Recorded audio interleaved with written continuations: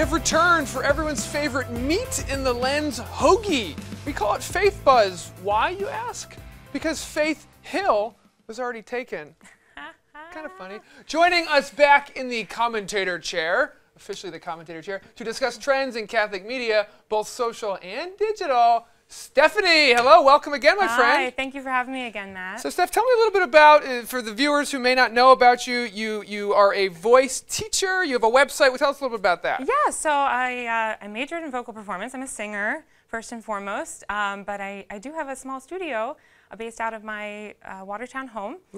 So I am looking for students. If anyone needs a voice teacher, is looking to increase their range, breath support, all that stuff, have some auditions coming up, anything, just There's a check me website, out. right? Yeah, so my full name, StephanieScogna.com. Should I spell that? My No, last they'll put it on the Okay. bottom. They'll put it on the bottom. Maybe. Yeah, If not, yeah. Google it. See if that'll work out. That's awesome. Yeah, check it out. And the good thing about Stephanie is that she occasionally samples some of her music throughout the course of our conversation. Oh, do So it's kind of like, is she good? I don't know. You decide, people. Well, not only is she a great musician and vocal coach, but she is also a fantastic commentator on the Lenses Faith Buzz component, where we talk about the trends. First trend, first tweet of the day, number 1. It's from Catholic News Service. Pro-life supporters in the Catholic Church are denouncing activist Father Pavone for what he has said was an emergency situation on the eve of the U.S. presidential election.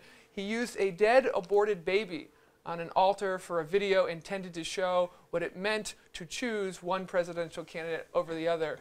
Steph, this really alarmed me when I saw that. I'm not used to seeing that type of imagery, and social media put it right in front of my face. I know, and it's hard. It's one of those things, it's like, everything he says is technically true. Yes, this is the reality of things. Yes, it's a violence, but I think a lot of people were outraged in the context, using the baby as a prop in this political stunt here. It was a little rough to watch. It gets murky. It's hard to see, and this show focuses so much on digital and social trends. It is social media that allows this to happen. And they're talking about this particular election and how social media and the digital sort of world, it let a lot of people down, and in some ways it connected so many people in all these new ways, and it threw the polls right out the window. Exactly, yeah, and you end up wondering, what to believe. Social media can blur, the truth sometimes, and things get out there, things go viral, and what do we do with it? So yeah, when something is viral, I mean, we always hope that content on this show remains truthful, remains something that you can trust. That's kind of our hope here, and if it goes viral, that's great too, right? Yeah, we good for Catholic TV ratings. Number 2, it's from Crux. No matter who wins today, this was obviously sent out before the election, Trump or Clinton, observers forecast a potentially rocky relationship with the Vatican. The good news is that would be nothing new for Pope Francis, who's got a lifetime of experience in dealing with difficult leaders. This is true. I have great faith in Pope Francis dealing with whoever he's interacting with. In this case, it'll be President Donald Trump. I do too, and he's always a man of peace and calm no matter what. I loved this article because I could learn a lot about Argentinian history a little bit and what he dealt with, and he has shown us time and time again that he can get in front of the president and be bold and challenge and warn and suggest, but always be this man of peace. And what a role model for Catholics too, to be engaging with the world, but not of it. Yeah, it's well put. I kind of wish you could sing that last part too. Oh. Engaging with the world, but not of it. Go to her website. I'm telling you. I love what you have to say, and in that case, how you not just said it, but how you sung it. The interesting thing that I've seen about Pope Francis recently, too, is I was watching a documentary, and in the documentary, it said starring Leonardo DiCaprio and Pope Francis. And that's one of the only, I think it was before the flood. It was a documentary that Leonardo DiCaprio made on global warming. And it was very interesting that it was Pope Francis and Leonardo DiCaprio. Of course. I didn't see that coming. What a juxtaposition. I didn't see that coming. Tweet number 3. It's from Melissa Keating. And it's about the companions. I just want to be a saint, okay? And you're laughing over here. I'm excited. I want to be a saint just so my side eye will be immortalized. You can see that image there. The side eye of the saints in a lot of these images. So much snark going on in those pictures. I love it. I don't know what that is, but I think as Catholics it's kind of fun to laugh at some of this. We have such a rich, art history and music history, and but sometimes you wonder what's going on there. You see these patterns, but hey, I mean, if it immortalizes you, and don't care how you look. That's what art does. And it's a lot of our viewers at home may not go, what is side eye? So a quick little look into one of the cameras and let's get some of that side eye right there. Yeah. Okay.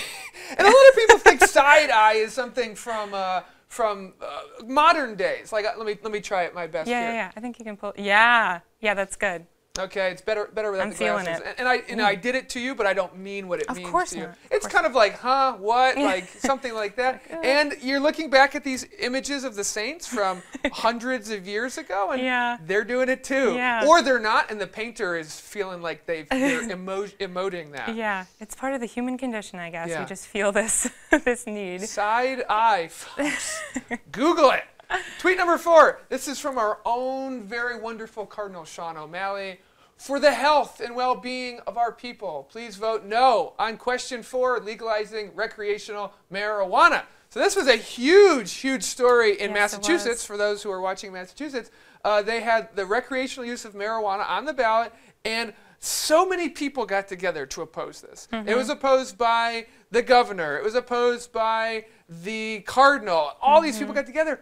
And it passed. Yeah. It passed. Massachusetts, and very, by a pretty big margin too. And so, I mean, it's one of those controversial issues that's been around for a while, and we've seen other states go there.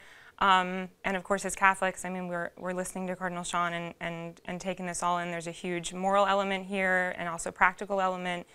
So in the end, what's the strategy? What do we need to do? We need to be informed and see the big picture on this. Yeah. And the focus on today's show is kind of like, okay, there's things that happened in the past, and then there's things that are planned for the future. What about that midpoint? What about that pause, that pivot area, and what people do now, right? Yeah. Okay, so Cardinal Sean, all these people got together, they put in all this effort, and it did not go the way they wanted it to. Where do you go from here? Yeah, and what do you do in the moment to figure out what you do next? And I think that's the thing that we all in our lives have to try and figure out a little bit better. Yeah, we find ourselves right in the middle. Right on the pivot point. Yeah. Last tweet, number 5. It's from Alatia. I never know if I'm pronouncing that right, so if I'm not, I apologize. Steph, am I? No? Okay. Alatia? The YouTube, more big words coming up. The YouTube channel Calixtus, perhaps named in honor of either Pope Callistus or Xanathopoulos. I don't know if I'm pronouncing that correct. Don't look at me. Callistus, Patriarch of Constantinople, I know I'm pronouncing that correctly, or even possibly both. It is an impressive collection of, guess what? We put this one in here for you, Steph. Yes. Sacred music, mostly medieval, including choral works belonging to both Western Christianity and the Eastern tradition. This is a whole YouTube channel, not for Beyonce and Lady Gaga, but this is more your stuff. Yeah, I have to admit, I gasped. You can go back and forth between saying and singing this response. Oh, okay, thank you. I'll say most of it. She's like, you're going to pay me more if you're going to get me to sing. So yeah, I literally gasped when I saw this come up on my computer this morning. I was so excited that we were talking about this, because this is like, if I were First Lady, this would be my platform. First Lady of Music Land. This would be my platform, because it brings together my faith and my music. It's a lot of what I do. So I'm so excited to see a YouTube channel promoting this. We have, again, such a rich history as Catholics in the church with music, and a lot of it has been forgotten. A lot of it has been put to the side. And I have my own opinions about that, but I think it's so important to at least know about it, know that it's out there. This was so integral to the church for centuries. It was just, everything that they did, sung the Mass every day, sung the Divine Office every day. And so to know that chant is now so readily available, YouTube's such a rich resource. Yeah. So I encourage everybody to check it out. I'm sure it's not the only sacred music channel as well. So get out there and hear this stuff and just luxuriate in it, because it's great music. Something people are comfortable with. YouTube's a platform people are comfortable with. I was in a taxi the other day, and he was playing liturgical music. Really? On a CD. Jealous. And at the end of it, I was like, hey, what's the CD? Thank you, Stephanie. Great You're job. welcome. As always. And we're going to be right back with the final few minutes talking with a man who lives not just in the present, not just in the past, but also the future simultaneously. Charles Green. Stay with us.